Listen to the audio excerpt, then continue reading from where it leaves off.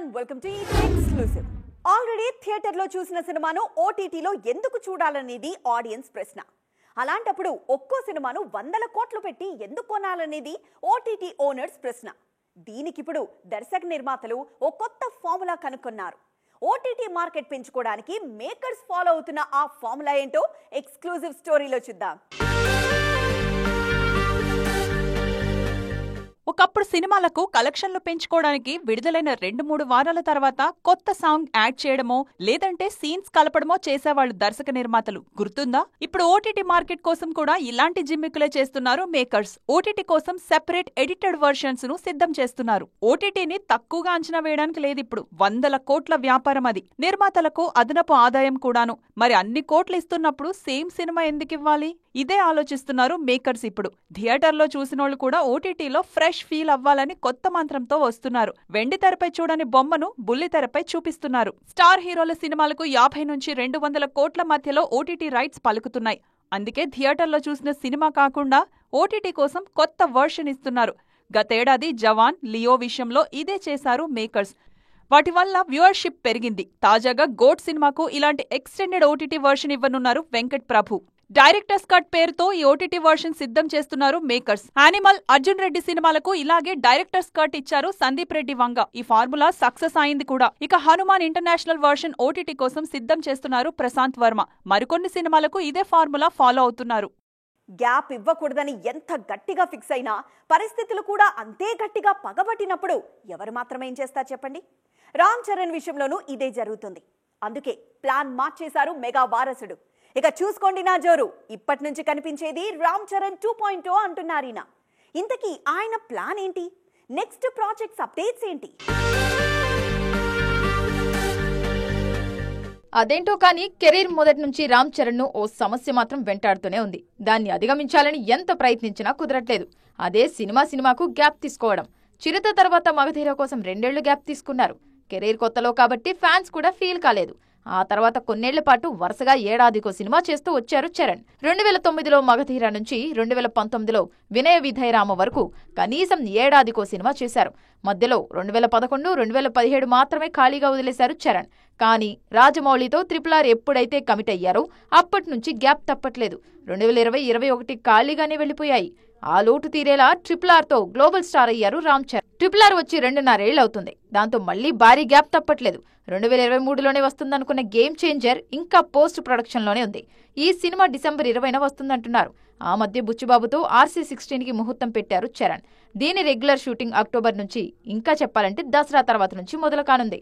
ఇప్పటికే pre production అంతా పూర్తి చేసుకున్నారు బుచ్చిబాబు. కేవలం 6 నెలల్లోనే RC16 షూటింగ్ పూర్తి చేయాలని చూస్తున్నారు ఈయన. 2025 సెకండ్ హాఫ్ లో ఈ చిత్రం రావడం ఖాయం. దాంతోపాటే సుకుమార్తోనూ సినిమా ప్రకటించారు రామ్ చరణ్. పుష్ప 2 తర్వాత సుక్కు చేయబోయే సినిమా ఇదే. ఈ 3 సినిమాల్ని 2026 సమ్మర్లోపే పూర్తి చేయాలని చూస్తున్నారు చరణ్. దేవర రావడానికి ఇంకో 2 వారాల టైం ఉంది. ఈలోపు ఎన్ని వీలైతే అన్ని చిన్న సినిమాలను విడుదల చేయాలని చూస్తున్నారు దర్శక నిర్మాతలు. ఒక్కసారి దేవర దండయాత్ర మొదలైతే థియేటర్స్ చూద్దామన్నా కూడా దొరకవు. అందుకే దొరికిన ఈ 1-2 డేట్స్ పైనే ఫోకస్ చేస్తున్నారు చిన్న నిర్మాతలు. మరి ఈ వారం వస్తున్న సినిమాలేంటి? సరిపోదా శనివారం దేవరకు మధ్య 1 నెల రోజుల గ్యాప్ ఉంది. ఈ గ్యాప్లోనే చాలా వరకు చిన్న సినిమాలు ప్రతి వారం వస్తున్నాయి. సెప్టెంబర్ 13 కూడా ఇదే జరగబోతోంది. ఈ వారం దాదాపు 1/2 డజన్ సినిమాలు విడుదలవుతున్నాయి. అందులో అందరి చూపు మత్తు వదలరా 2 పైనే ఉంది. 5 ఏళ్ల కింద వచ్చిన మత్తు వదలరాకు సీక్వెల్ ఇది. సింహ కోడూరి, ఫరియా అబ్దుల్లా నటించిన మత్తు వదలరా 2కు రితేష్ రాణా దర్శకుడు. మైత్రి మూవీ మేకర్స్ నిర్మించిన ఈ చిత్రం భారీగానే విడుదలవుతోంది. ఇక రాజ్ తరుణ్ భలే ఉన్నాడే కూడా ఈ వారమే వస్తుంది. ఆ సినిమాతో మారుతి అసోసియేట్ కావడంతో ఆసక్తి పెరిగింది. పర్సనల్ లైఫ్లో చాలా ఇబ్బందులు పడుతున్న రాజ్ తరుణ్కు భలే ఉన్నాడే సక్సెస్ కీలకం. ప్రకాష్ రాజ్, బ్రహ్మానందం లాంటి సీనియర్స్ నటించిన ఉత్సవం ఇదే వారం వస్తుంది. రెజీనా ఇందులో హీరోయిన్. నాటకాల నేపథ్యంలో వస్తుంది ఉత్సవం. కళింగ అనే మరో చిన్న సినిమా కూడా ఇదే వారం వస్తుంది. ఇక వీటితో పాటు 2018 ఫేమ్ టోవినో థామస్ నటించిన ఆమ్ సెప్టెంబర్ 12నే విడుదలైంది. మరి వీటిలో ఏది ఆడియన్స్ మనసు దోచుకుంటుందో చూడాలి.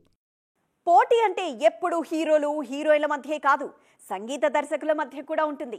చూడ్డానికి సాఫ్ట్గా ఉంటారు, కానీ ఈ స్వరమాంత్రికుల మధ్య కూడా వార్ మామూలుగా ఉండదు.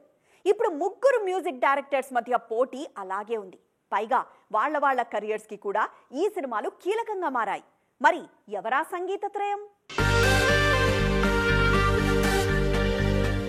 టాలీవుడ్ లో మ్యూజిక్ డైరెక్టర్ అనే పేరు వినగానే అయితే తమన్ లేదంటే దేవిశ్రీ ప్రసాద్ గుర్తుకొస్తారు. ఈ ఇద్దరి మధ్య కొన్నేళ్లుగా పోటీ నడుస్తోంది. మధ్య మధ్యలో చాలా మంది వస్తుంటారు పోతుంటారు, కానీ స్టాండర్డ్ గా ఈ ఇద్దరి మధ్య ఉంటుంది పోటీ. తాజాగా వీళ్లకు అనిరుద్ కూడా తోడయ్యారు. ఈయన చేతిలో ఉన్న ఆయుధం దేవర. మరోవైపు దేవి తమన్ కూడా తగ్గట్లేదు. తెలుగులో అనిరుద్ కు జెర్సీ మినహా చెప్పుకోదగ్గ విజయం లేదు.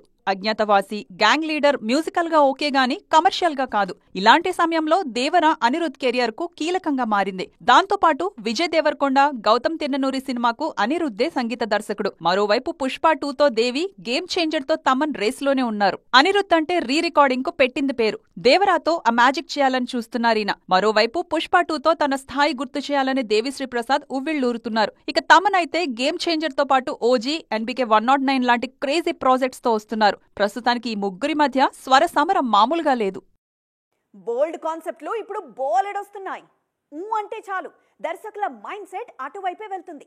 మరీ ముఖ్యంగా బాలీవుడ్లో అయితే రిస్కీ కథల్ని ఎక్కువగా ఎంచుకుంటున్నారు నిర్మాతలు. అలాంటి కథలకు ఓ హీరోయిన్ కేర్ ఆఫ్ అడ్రస్ అవుతోంది. మళ్ళీ ఆమె చిన్న హీరోయిన్ కాదు, దేశాన్ని ఊపేసిన బ్యూటీ. మరి ఎవరా హీరోయిన్? ఏంటా బోల్డ్ కథలు? ఇండస్ట్రీలో లక్ ఎవరికెప్పుడెలా కలిసొస్తుందో చెప్పలేం. తృప్తి దిమ్రి విషయంలోనూ ఇదే జరుగుతోంది. ఎన్నో ఏళ్లుగా ఇండస్ట్రీలో ఉన్న రాని గుర్తింపు యానిమల్ అనే ఒక్క సినిమాతో, అది కూడా కేవలం 30 నిమిషాల నిడివితో వచ్చింది. బాబీ 2 అంటూ సోషల్ మీడియా షేక్ అయిపోయింది. రష్మిక కంటే పాపులర్ అయ్యారు ఈ బ్యూటీ.